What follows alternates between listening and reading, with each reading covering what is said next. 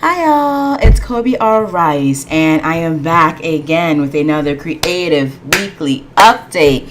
And I am officially, at least in my opinion, back on my weekly update schedule. So you guys will be hearing back from me way more often than you have been in the past 6 to 8 weeks. So I'm sorry I've been away. As I mentioned to you guys, I was busy working on the King Arthur production, and so yeah, that was taking up a lot of time, a lot of effort, a lot of energy, just a lot of my spirit. So I am back officially because the King Arthur production, since I last talked to you guys, has opened, okay, and it has also closed. So we had four performances in total. They were amazing, and I was really excited that the production came out as well as it did, because the process in and of itself was insane and crazy. So before I get into sort of all of that and the lessons that I've learned, I do want to jump in first and tell you guys about like the other creative achievements and the milestones that I've been meeting over the past week. Although, to be very honest, I probably won't have any sort of huge major developments in anything other than the King Arthur production until next week or the week after. But just FYI, this is podcast. Oh, I completely forgot my intro. Duh. This is episode number 65 of Kobe R. Rice's oh my gosh, what is the title of my podcast? Welcome to the epic, fantastical journey of a Black female sci-fi writer. I am Kobe R. Rice, novelist, theater director, film director, game designer, and current builder of a media fempire in progress. And I come on here every single week to give not only you guys an update, but like myself a running update as to what I'm achieving per milestone, or like per year, per day, per week. Because I sort of want to just generally be able to look back on my journey and understand and realize how far I've come. And on top of that, it also allows me to engage in some level of accountability, because I don't really have like a solid group of writers or game designers or filmmakers that I kind of roll with at the moment. Although I see that changing, and we can talk a little bit more about creative isolation versus creative collaboration, and the interesting new place I find myself with that, and how my network has grown in terms of a creator and creative entrepreneur and artist. So we'll talk about all of that.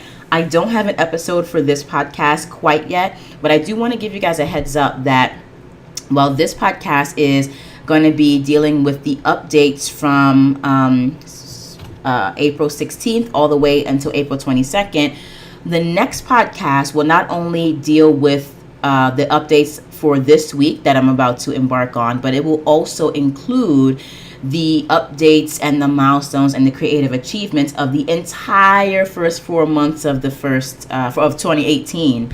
And so last time I came on the podcast, I had no idea what that was called. But when you are updating either yourself or your company on your progress over the course of 4 months, it's called a quadrimester. So we're going to be doing a quadrimesterly update for each quadrimester in 2018. So quadrimester 1 is going to be an update for January 1st all the way to April 30th. Quadrimester 2's update is going to be dealing with the period between May 1st and August 31st. And then quadrimester 3 is going to be dealing with the updates from September 1st to December 31st. So I kind of really like this new structure. I don't necessarily know how long it's going to last in terms of like what I will be doing for 2019 and 2020. But while I'm in graduate school, as I explained last time, I realized that a lot of my major achievements come after the 4-month mark. And that's more than likely due to the fact that my semesters are divided into 4-month marks. Okay, that's just basically how it is when you're in graduate school. So probably until I would say the beginning of 2020, I'll probably be using the quadrimesterly update structure. And then once I'm in 2020 itself in January, I'll probably be able to go back to the quarterly updates. So just keep that in mind, because I'm still trying to finish out my degree and I have to balance everything out like that. So as you can tell, I am absolutely glowing, and I want to explain to you guys why, even though this past week has been wonderful, but also sort of simultaneously harrowing. So take my facial expression for what it is, but at the same time, like, take it somewhat with a grain of salt, because there were certain things that were happening with regard to the Arthur production that weren't necessarily healthy or great or inspiring. And I do want to be very honest with that while I'm also looking towards the bright side. But first, let me start off with my weekly update. So one thing I haven't really updated you guys much on, and excuse me if you're watching the vlog version, you see me going back and forth between my phone screen and my video screen. That is because I need to refer to my notes, so just bear with me. One thing I didn't really update you guys on is like the actual number of words I've gotten written in the past week or past 2 weeks. And I've been very honest and upfront with what I have been doing well and what I haven't been doing well. But I do want to make it very clear too that the past 2 months, for the first time since I've been doing these updates, I mean, I started these daily sort of journals for my creative achievements in the beginning of 2016, pretty much. And since the beginning of 2016, I've noticed that the first 4 months of the year have always been the slowest months with regard to my writing. But this year in 2018, March and April have been like incredible thus far, and April's not even over, so I know I'm gonna blow April out of the water. But for March, let me just refer to I also have like my little writing calendar here, and my like creative calendar. So I will be doing some kind of mini update or podcast or something about how to like create like a creative calendar or journal. And I'm still working on that self-care creative journal, and I'll be working on that over the summer. But I'm just showing this to you guys because I want to let you know that I'm not pulling these numbers out of my butt. So for March, just to remind you guys, I did 20,310 words, okay, which was like, oh my gosh. A lot of that was for the short story that I'm working on with the 4-author collaboration. A lot of that was also for the Books of Ezekiel series as a whole. And then during that month as well, I wrote a 36-page musical, which was the Maureen Black Knight of the Round Table hip-hop medieval mashup musical that I told you guys about, that I've been telling you guys about for the past few weeks. March, I also finished the draft of that musical, finished the libretto. I did a weekly word count tally so that I knew how many words I was getting in per week. And then I also did a sort of creative overview of the world building and plotting stuff that I did for that month. So this is the sort of new way that I'm trying to track more specifically my writing and, my progress. And the reason why I feel like that's really important, because there are some days when I really don't get many actual words on the page, but I do a lot of plotting and a lot of world building, which honestly, like, in my personal opinion, for me, the way that I write is helping me like in leaps and bounds in terms of allowing space for me to get more writing done later, because some people are serious pantsers and some are plotters. I am a hardcore plotter. Not that I can't pants my way through something, but I need to sort of know where I'm going, because as writing my first 2 books taught me, when I just kind of go by the seat of my pants, things get missed, and I end up having to go back through and weaving all that plot through anyway. So I'd rather have like 70% of it done up front, write a crappy first draft, and then go back and weave stuff in on the second draft, as opposed to weaving 60% of it in on the second draft. I mean, it's basically like rewriting the whole damn thing. Anyway, so that's a side note. My word count for April, though, which is the main thing we're trying to get to. I'm not trying to get distracted. Just bear with me. So thus far, it is currently over 14,000 words, and we still have a whole week and a day left in the month of April, so I'm excited. Last week, I clocked in 8,808 words, which for me is great, because my bare minimum, my daily minimum that I'm trying to reach overall is like 500 words a day minimum. And at this rate, at the rate I've been going in the past 2 months, I'm actually now clocking in at about 800 to 1,000 words per day, and I do hope to improve that. And so I think a big part of that is because I've had all these deadlines looming over me, so I just had to sit down and write. No matter how trash my writing was, I just had to write it.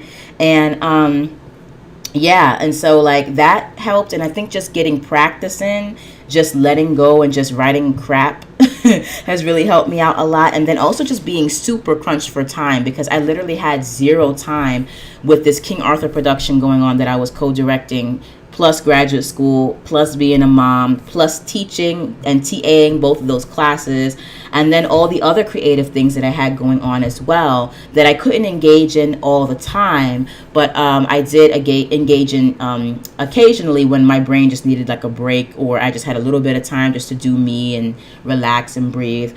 All right, so the past week has been great for writing. I'm really proud of myself. The week before that, I wrote about 5,066 words in total, which is under my 1,000 words a day, but it's more like maybe 750 words a day, which is fine. I'm just glad I'm getting to a place where I'm actually being able to churn out the kinds of word counts that I really want to churn out, so I can get the books out that I want to get out. Speaking of, let's actually turn to the, aside from the word count, I want to turn to the actual creative milestones. Let me put that on. Can I put this on night shift? Yes, I can. Okay. What did I do this past week just in general? Luckily, I was able to get assistance with my daughter, with her dad stepping in and really helping out, because, which is like a miracle considering, the hostility that tends to, be between us occasionally. But in exchange, like now after this whole production is over, I'm just like so relieved to like spend more time. Because as you guys knew, and I'll just like make this comment as like a single mom in the creative world and in the arts, for the first 3 to 4 weeks of this rehearsal process, the first 4 to 4 weeks actually, I was bringing my daughter in every single Monday and Tuesday for 4 hours each, and then every other Friday, because that was just like my schedule. And that was a major challenge. I think that I dealt with that challenge extremely well, and people were very supportive. But, towards the last 2 weeks when we really had to buckle down and I had to focus all my energy in the production, I was able to get that assistance, which was very helpful for me. And I hope to actually have that kind of assistance when I go back home to New York at the end of my degree, so that, and then she'll be older too, so she can actually come and like participate in a way that's not disruptive. So I only see things getting better from here. But doing that production as a single mom, like a single mom director, bringing her in the room, for me was a huge learning experience, and it taught me that I can do this, and it's just about showing up for myself and like, teaching my child, the ropes and the rules of the game, and that like they are a part of this, but they're not necessarily going to be the main feature of what you're trying to do. And then also teaching the people around you that this is going to be a more normalized part of your routine. I think sometimes the biggest barrier, the biggest challenge to being a single mother who is a business owner, who's an artist, who's a working mom, even if you're just working for somebody, is the people around you. That often is like 50% of the hassle. The people around you who either support you and make room for you, or who try to sit there and make you feel guilty and make you feel as though you have no right bringing your child into this space, and that anybody who has a child should just be keeping motherhood to the realms of the kitchen, the playground and the bedroom and, the baby's room, which is crazy, because women in this day and age are starting to get like higher degrees than men, becoming more professionalized than men, even though we don't make as much as they do.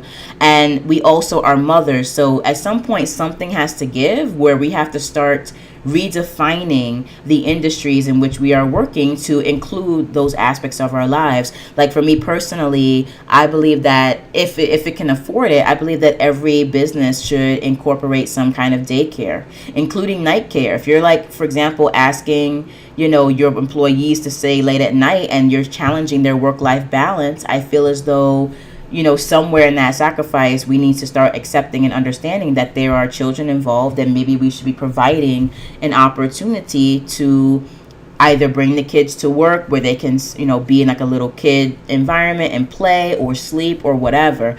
You have all these corporations that have like entire restaurants, beds, and gyms for their employees. And, at some point, we're going to start, I think, pushing people to consider, family oriented spaces as well.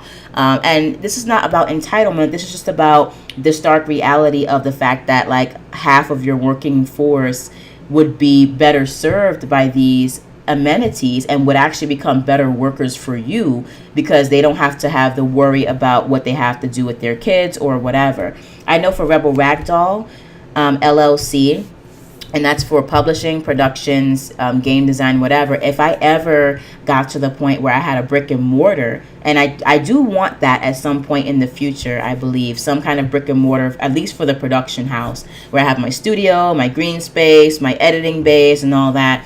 Like, I definitely, because it's a female identified company, I definitely would love to incorporate like child and life and balance and wellness services into that. And that's not to encourage my employees to work harder, longer hours, but that's just like, listen, like when you get up in the morning to come to the film shoot, you pack your baby too, and then you just take your baby to the daycare space that we have provided for you. I actually believe that CBS has these services. Actually, I visited their lot a few times when I was interning with the Scriptwriters Network, and they have those services for their employees, and I think it's great, and so being an organization that is actively trying to identify itself as a female empowered, female identified organization needs to take all those things into account, even down to like the certain amenities that we need in the bathrooms. I mean, that's how like woman identified this is going to be. And so that's sort of what getting back to the original point of how we got to this. I think that teaching people around you in your space that this is how you're coming and how you're showing up to the space, and you're still going to be a professional, you're still going to be creative, you're still going to do your job. Teaching them that your child is a part of that, I think, is important. And it is a burden on us as mothers. Even if you're not a single mom, it's a burden. But I think if we want things to be a little bit more amenable to how literally half of the country is living their lives right now, we have to push for that change. And that's all I have to say about that. I mean, if you're single and childless, or just if you're not single and you're still childless, I don't think this is a spitting back of like, of your ethics in your own face. I don't believe that there has to be like one or the other or whatever. And I don't think that providing services for children and families means that we're not focusing on single people. But having been a single childless person, it's a lot easier for me to move through the world than it is for families, moms, and especially single mothers. So if you're really living your best, fullest life as a single person, or as a childless person, I keep messing up the two. You could be married and or with a boyfriend or girlfriend or whatever, and not have a child. So for childless people, I would say supporting families and supporting the fact that everybody belongs in this society is not going to take anything away from you, because I don't really ever, maybe this is just me and the people I stay around, but I don't ever really hear any of my circle or my friends complaining that like there are single childless spaces. I support that. Like, you don't have to deal with children if you don't want to, but we do live in a society where there are children and families, so we kind of have to like act like it occasionally. That's just how I feel. Anyway, that's, I guess, maybe like a life lesson more than a milestone. But moving on, let's talk about everything I did this past week. So directing, obviously, King Arthur production opened. So that included tech. That included a whole bunch of media calls, dress rehearsals. And then not only did I attend all the performances, like I told you, but I also witnessed the talkbacks. And I also led a talkback on Sunday, which went really well. And I'm starting to realize that even though I don't really identify as a dramaturg and I'm not really interested in pursuing dramaturgy as a career, And even though I have pretty much conceded to the fact that I'm only here to gain dramaturgical skills to help me in other areas, I do realize that I am very good at doing dramaturgical pre-shows and post-shows. So, and I think it's just mostly because I feel like very comfortable communicating with people and bringing my analysis of a production to an audience. And so I do realize that that is a strength that I have, but I still don't know if it's enough to bring me into dramaturgy like altogether. You know what I'm saying? So that's just an observation that I had. I really did enjoy hosting the talk back, and I really love like giving my actors just all the props and all the love and all the kudos. I really do. I don't know. It's something about like elevating other people and like helping them to know and realize their greatness that really makes me feel just good and in community and happy. You know what I'm saying? And so I really enjoyed that because our actors really went to town. They got the lock script only 2 weeks ago, and we really only had maybe 5 or 6 max full runs before they had to get up in front of actual audiences and perform. And they killed it. Honestly, they killed it. There was one actor that I was working with too who was having trouble, with the lines and with the, the tempo and stuff like that, who just improved in leaps and bounds and really put the pedal to the metal. And I'm just so impressed, with the caliber and the graciousness of the acting company and the cast, and the patience that they exhibited during a process that was very, very just non-traditional and sometimes very chaotic and sometimes unpredictable, as devising tends to be.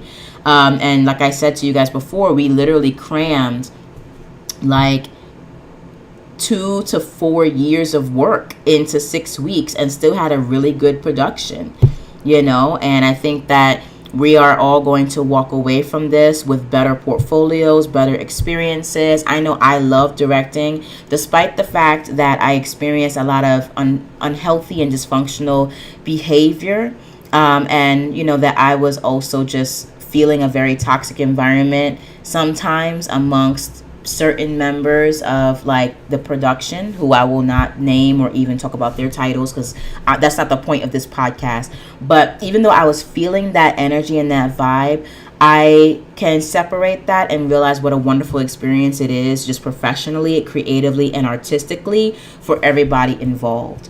I'll talk a little bit more about sort of the aftermath and the trauma, and I'm not even using that word dramatically. That's just how I feel. The trauma that was the aftermath of having seen the production in like fully formed on stage. And it's not the production that was the trauma. It was that seeing the production every day, as good as it was, continually reminded me of the many things that I had personally experienced throughout this process. It continually reminded me of the demoralization and invalidation and minimalization that I experienced during this process as a co-director and collaborator.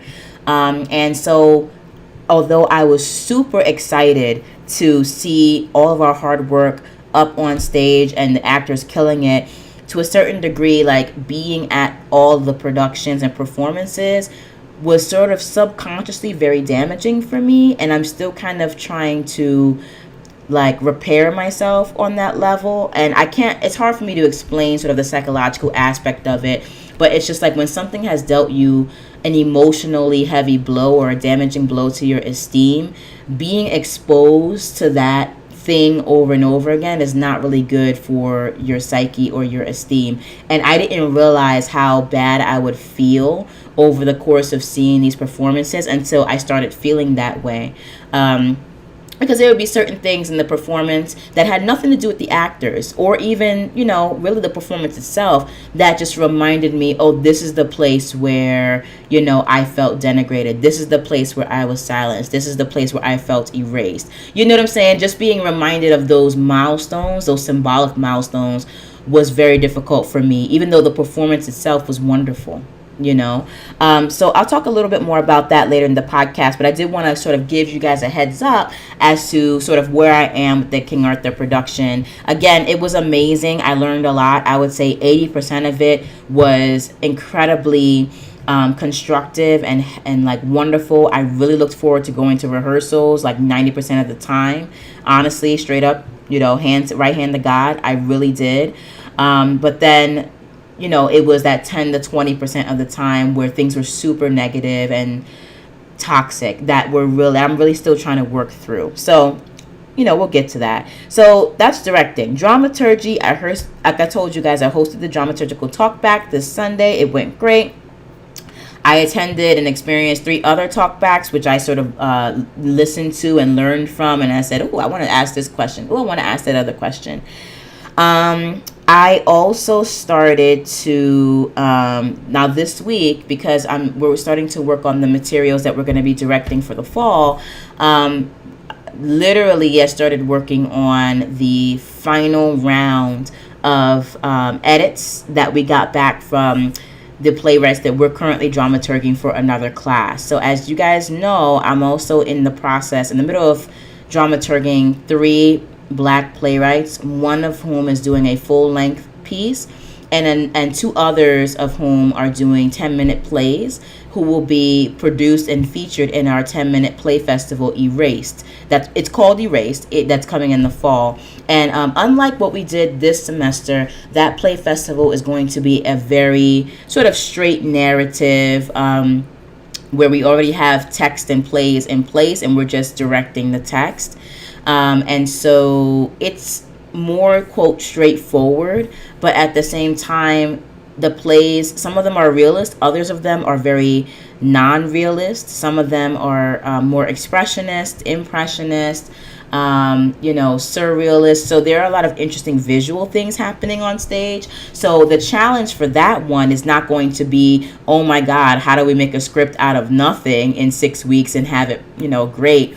It's going to be, oh my goodness, we have the text already, but the text requires this kind of staging or this kind of blocking or this kind of special effect. How are we going to do that on a budget of $500 in a black box? That's going to be the challenge. And so I'm really looking forward to having that experience of having directed a devised piece and then also having directed a more Aristotelian straight narrative, but then having to think about the design aspects and the acting development aspects as well.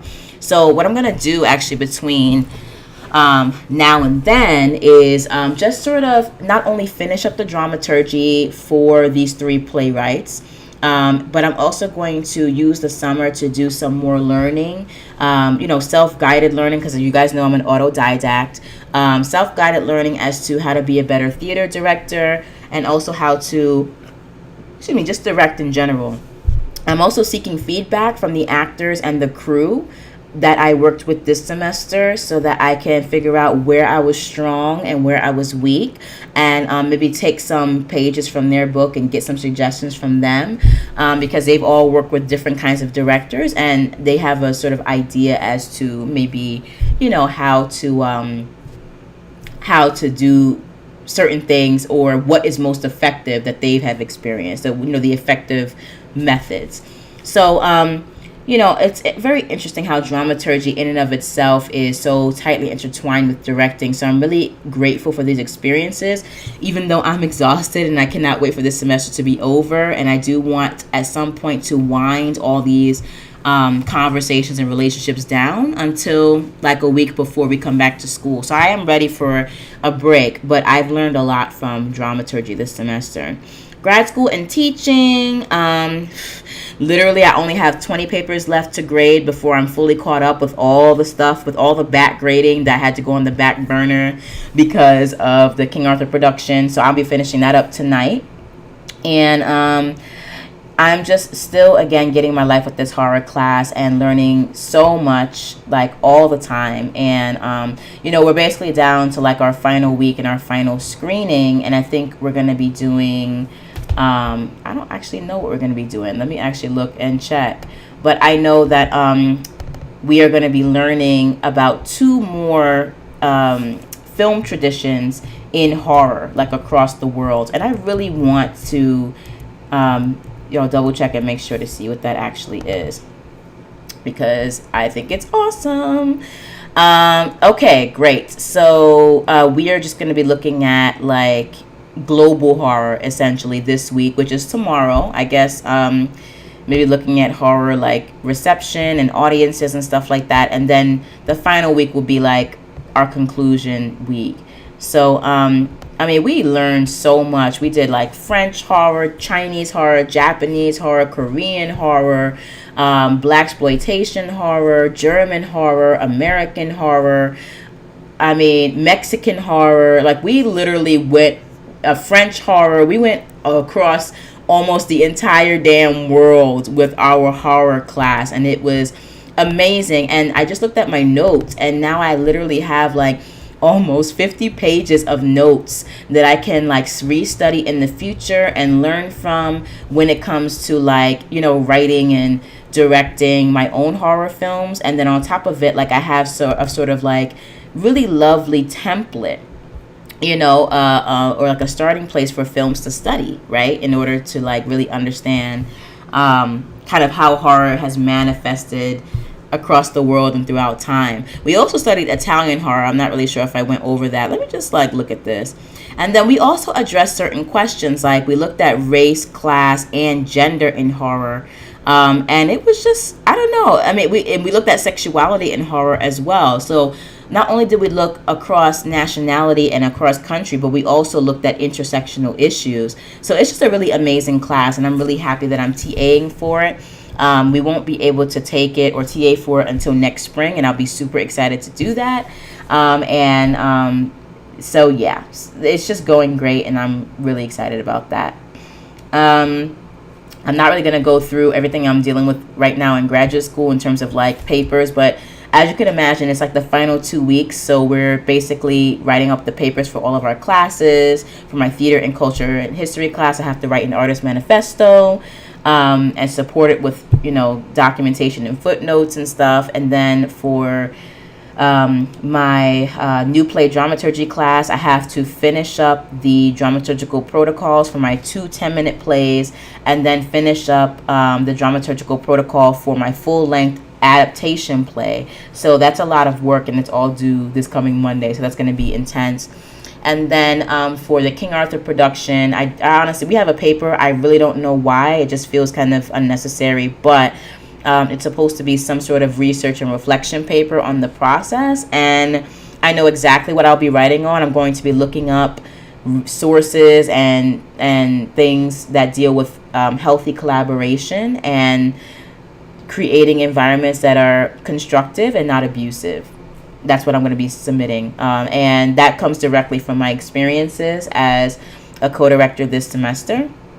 And I feel like it's a valid reflection on like the process, and I might also look into how people collaborate through different devising techniques. And actually, I'm strongly considering using some sources that I have from another class that I'm taking to support that, because why not? I already updated you guys on the writing progress I've made. I haven't really done anything this month on writing except for develop the 2054 story. It's called The Camille. It's great. I didn't really like it at first. I was like, oh my gosh, this is trash, kind of. But then I'm super critical of my writing. But then I started rereading it, and then like towards the end, like there were all these reveals that I just didn't see coming, and it's great. And as a matter of fact, The Camille right now as it stands is like going to be the first episode, quote unquote, in a 10 episode serialized novel that I want to release, called The Camille, actually.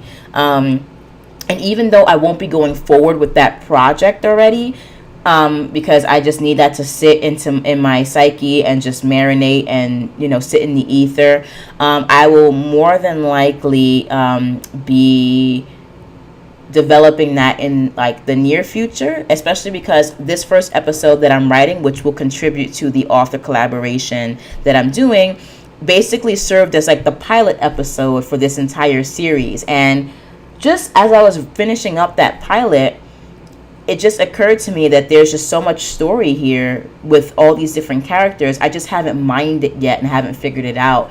But I sort of knew that this was going to be a project that I put on my slate when I started realizing that I was thinking of ending points for the final season. So for me, this would be like a 5-season / 5-novel serialized series where I have 5 novels in total. Each one has 10 episodes each, right? And that's it. So, and so when I started realizing that I knew what the ending was for the final episode and the final novel and how that would lead into the next novel series that I've been planning, I realized that this was a series that had potential for me personally and my projects. And I'm going to put that on my project slate, and just after I'm done with this pilot, just let it sit and I'll address it later. But that's the one great thing. I mean, there's many great things that came out of that process and out of that writing assignment that I have, is that I learned how to write a lot more quickly. I am sort of beyond the original deadline, but I asked permission from my collaborators to extend it because I needed time to finish working on it. Plus, it got me brownie points that my story right now is over 20,000 words, so they were kind of excited to have that meatiness in the novel. So they're giving me some more time to finish that, and I'm trying to have it done by the end of the week, honestly.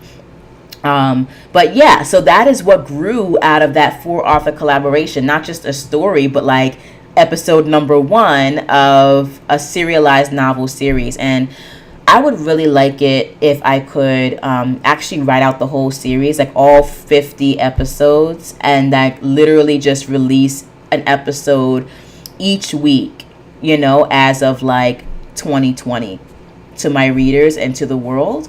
And then at the end, so that would be like literally like an episode each week for 50 weeks, the entire year essentially.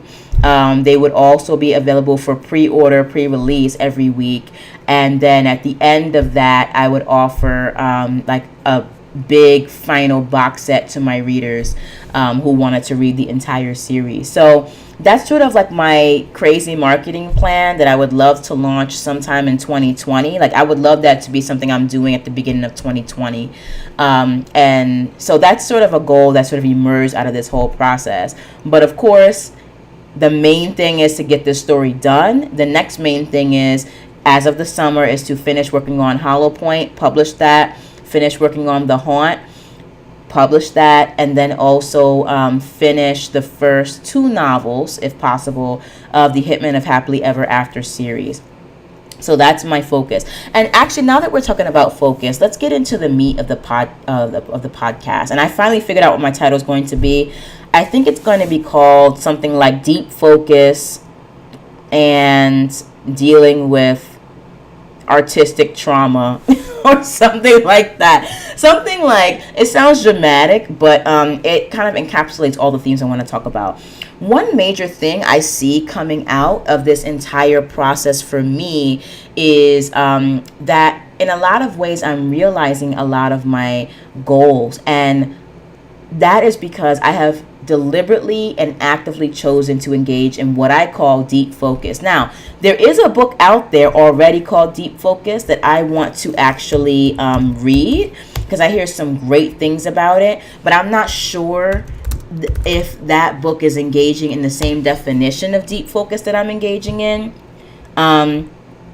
It's called Deep Work. Deep Work.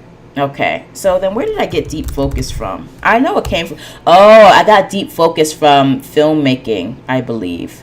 But it's a different thing, because deep focus, okay, just FYI, just because I had to like re-educate myself on how I was like using that. Deep focus is when you can get everything in the picture like in focus. Like if you have an entire landscape, the mountains, the sky, the flowers, and the animals in the landscape are all in focus. But my idea of deep focus really moves in the complete opposite direction of this cinematography definition of deep focus. When I use deep focus, I mean that I'm literally focusing on one thing. And I am focusing on that one thing until I am done. It has taken me literally almost 6 years to really start to master that. And I'm not even saying that I have mastered it, but what I've been trying to do this semester, because I had so much, I literally said to myself, if I try to do everything at once, I'm going to have an actual breakdown. So I literally made it up in my mind that I would do a few sort of regimented things every day, you know, like habits. I would have certain habits every day that I would do, but for certain habits, I would only be focusing on one project, right? So certain habits that I developed every day a long time ago were, and this is something that you guys have developed too. It's like you get up, you brush your teeth, you wash your face, you take a shower, you put on your clothes. Like these are the things you do every single day. Those were already ingrained in me. But the new habits that I've started to develop are like getting up, doing that, exercising, you know, in whatever way I can. I've tried my best to be as consistent with that as possible in the past 2 months, and I am seeing results, yay. But you know, just like keeping that in the forefront of my mind as something that I want to keep in habit. But then there are other things that I'm developing habits for, like writing, where I do want to sit down and write every day, but the thing that I'm working on is deep focus. I'm only working on that one project when I'm writing. When I'm world building, deep focus. I am focused specifically on the world for that particular story until it's done or near completion. Same thing with editing. I'm trying to focus on deep focus. You know what I'm saying? Having deep focus on editing one particular project until that project is done. And there were times when I literally had to suspend certain projects. Like I did have to put, for example, 2054 on the back burner for a few weeks while I engaged in deep focus for the King Arthur production. You know, when I was writing the script for that, I wasn't working on anything else. Literally for that whole week, that was all I was working on. And so I'm really trying my best to like pick those things that are most important and most imminent and just focusing my energy on that and knocking that out the way, at least in a rough draft way. Once I get a rough draft out of the way, or even like a second or third draft, that's when I feel much more comfortable than like, you know, picking up something else or one other thing. But you know, I've just been really like actively trying to focus on one task at a time, and it has really helped me out a lot. Because of that, I literally have researched, adapted, written a script for the Black Knight of the Round Table out of King Arthur's Tales, and then brought that script into a rehearsal room, worked with my set of actors, and brought that entire script to life. Like, that was all my hard work, in addition to the other co-directors' work, but I had my own storyline to work on, and we did actively work solely on our storylines until we brought it together in the end. And I'm really proud of that, and I wouldn't have been able to do that had I been focusing on every other thing, you know. So unfortunately, this means that 2054 got pushed to the back burner.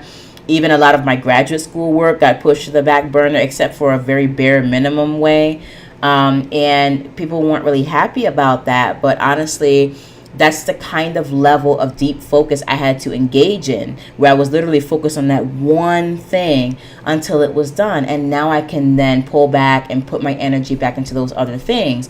And I feel like what I did do, what was able to make it to the stage at least, was the best that I could do with the resources and the knowledge and the skills and the time that I had. And I'm really proud of what I've done. My portfolio is popping now. I have my first actual theater production, and I have my first musical book along with my libretto and music, you know. So like, that's a really incredible achievement. And now that that's over and I'm back in grad school mind mode, but now I'm focusing more on 2054, I'm finding the words are just flowing out because that's all I'm focusing on. My brain is focused on that entirely. And I have a story that is a lot bigger than was required for the contribution to this book.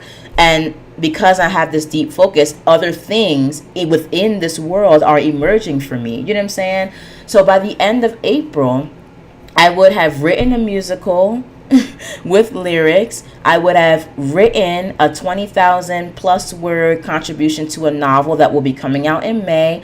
On top of that, it will doubly serve as a pilot for the first 10 episodes of a serialized novel, which could then be translated into a TV series for Netflix or something like that, because I always think in a mixed media, transmedia way, that I'm always positioning all of my products to sell across media. And at the end of this month, I would have also finished out officially my second year of graduate school. You know, like, these are for me. And then on top of having all that in my portfolio, then I have the actual production of King Arthur itself. So I have the whole King Arthur production on my name, as well as the other 3 names. And I have my musical, and I have my story, and I have the beginning of a serialized novel, and I finished the second year of graduate school because I engaged in that deep focus. So all I'm trying to say to you guys is that, trust me, as someone who was like Jill of all trades for a long time, because I was so interested in doing all the things, this year has really forced me to adhere to my New Year's resolution. And then that New Year's resolution was to start engaging in deep focus. And so that's really helped me out, and it's really helped me come very far in these 4 months, with a lot of hard work and a lot of just keeping the distractions out of my mind and out of my eyesight. I have really been able to achieve a lot with deep focus. So that's one thing I want to bring to you guys. Another sort of lesson that I've learned, and I'm just gonna deal with like this right now, and I'm gonna be as positive as I can about it.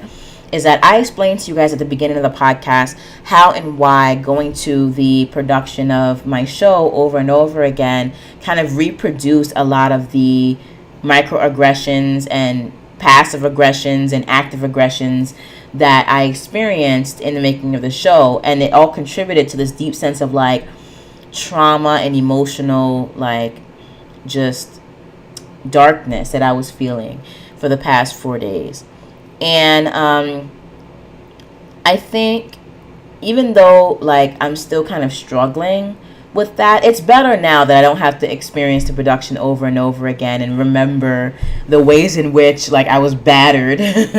But now that the production is over, I think it's a lot easier to kind of step back and look at the situation objectively and try to just draw lessons from it. And one major lesson that I sort of took from that is that everything, and this is going to sound really cheesy and simple, but everything, this too shall pass type of deal. You know what I'm saying? Like, everything will pass, and all you can do is make sure you're learning as much as you can from that lesson. And basically, even though sometimes the things you're experiencing really hurt, they are there to guide you and to support your future endeavors. And despite the fact that I felt kind of demoralized through this process in many ways, I'm kind of glad in a twisted way that this is the first directing experience I've had, because now I feel as though I can manage things, anything that comes my way next semester. And also the environment in which you direct and in which you create is not going to be the same all the time. And so now that I've dealt with this sort of like, what if the environment were toxic? I've dealt with that scenario. Now I really do look forward to having a much healthier scenario and context to work with. And I think I'm going to be a better director for it, you know? Oh, sorry, y'all. So I need to fix my chapstick here. That is so unprofessional. Suddenly just be like, hey, I need to like fix this in the middle of my podcast. But that's basically that. I don't really have any, shall we say, neat and easy solutions to how to deal with trauma that you experience as an artist, except to just keep going and try to take a step back and look at your at your accomplishments and your hard work objectively as possible. And that's really all I can say. I mean, what I did when I was feeling down is that I filled up my little, accomplishments jar here. And actually, this is not everything that has happened this year. It's just I completely forgot to work on my happy jar this semester because I've been so busy. But once I sit down and really think about all the things that I've accomplished, I think that this will get a lot fuller. But the great thing about this is that the reason why this is not as full as it needs to be is because I did engage in that deep level of focus. So, like, I only have, let's see, 1, 2, 3, 4, 5, 6, 7, 8, 9, 10, 11, 12 notes in here. It should probably be like at least 8 more right now. But these 12 notes are like huge notes. They're like, I directed my first production. I published my first short story in a 4-author collaboration. You know what I'm saying? It's big stuff like that.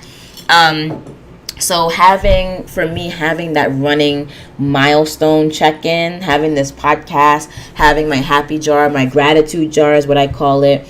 Also having, maybe I just like need like a lot of encouragement and self-esteem, uplifting, but having my little word count calendar where I can see, hey, I wrote like almost 9,000 words here, over 5,000 words here. This week wasn't that great, but then again, I was writing my script in this week, or I was staging and blocking in this week. It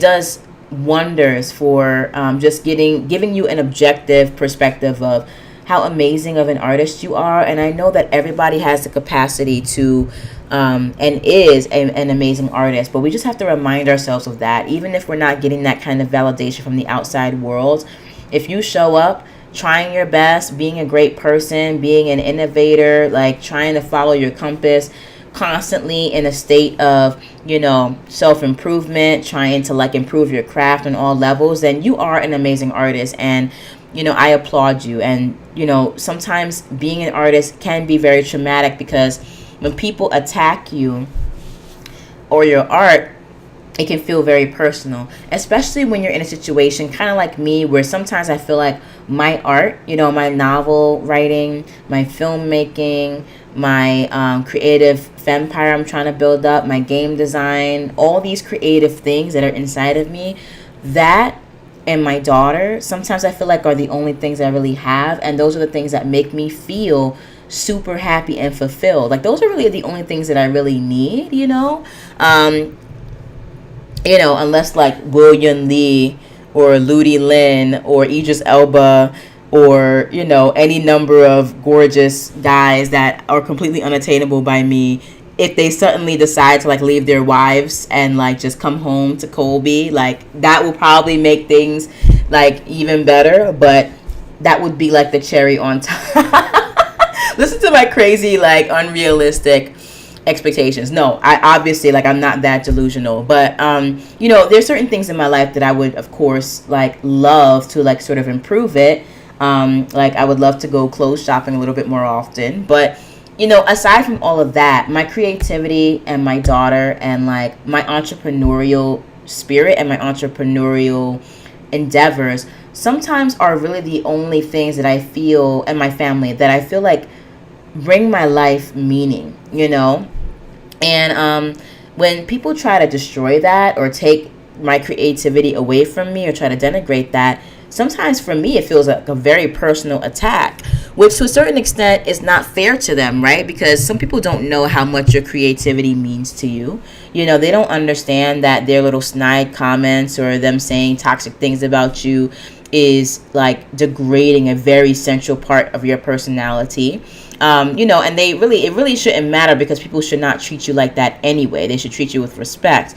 But people can't be responsible for how you draw your value. And sometimes when you're like me and you draw a lot of your value from the creative things you put out into the world and you love it so much, when you feel as though somebody's trying to oppress or suppress that, you can take it very personally, and it can cause a lot of trauma because it feels like they're attacking you. And so I mean, that's something that I have no easy answers for, that I'm still working through myself personally. So if you guys have suggestions, that's great to know. But the few things that I do pull strength from are like my family, my daughter who I love unconditionally, who loves me, my wonderful gratitude jar, which is great, and just being able to look at my achievements objectively, or just look at my projects objectively. I don't even need to have achieved anything, but just looking at my entire project slate and being like, wow, all these developed ideas came out of me, and I'm just so excited to get to all of them. Like, that to me is very empowering and makes me feel really happy inside. So at the end of the day, you really have to learn how to lean on your own self-esteem and your own confidence, and learn how to rebuild yourself and recharge yourself. So I think I'll be able to speak more to self-care and recharging probably in episode number 67. I'll try to make that a focus, because next episode is just going to be doing like a whole entire roundup and resume of not only this week from the 16th to the 22nd, but also of the entire quadrimester, the first quadrimester of 2018. So I probably won't have any time to discuss self-care in depth. That'll probably be like a small part of the quadrimester, but I do want to focus on that in episode number 67, which is going to, so 66 is going to be next Monday, April 30th, and then episode 67 for self-care and other things will be Monday, May 7th. And by that point, I should actually be done with everything in graduate school, so I'll really be able to like give you guys the nitty-gritty on self-care, because the summer is completely mine. I'm super excited. I'm going to be like rebuilding the Bohemian Badass, okay, writing all of my writing projects, rewatching some Netflix stuff and analyzing it. Like, I'm going to probably do a rewatch of Breaking Bad. I will probably rewatch, definitely rewatching Altered Carbon. I've been consistently on the rewatch of Scandal. But all of my, I'll probably also be watching some like new stuff that's coming in. There's so many amazing new shows out I can't even deal with, and that's not even talking about Amazon Prime and Hulu. I need to do The Handmaid's Tale. I need to do The Expanse. I need to do The 100, which is like, once I get into it, I know that's gonna be crazy. I need to finish watching Arrow. You know what I'm saying? So of course, relaxing and watching it, but also like analyzing it, because I realized that although I'm probably going to start off making smaller feature films and horror or whatever, and action, I primarily want to invest in doing binge-worthy television shows that stream either on Netflix or Amazon Prime or even YouTube. If I have to distribute my shit on YouTube, that's what I will do.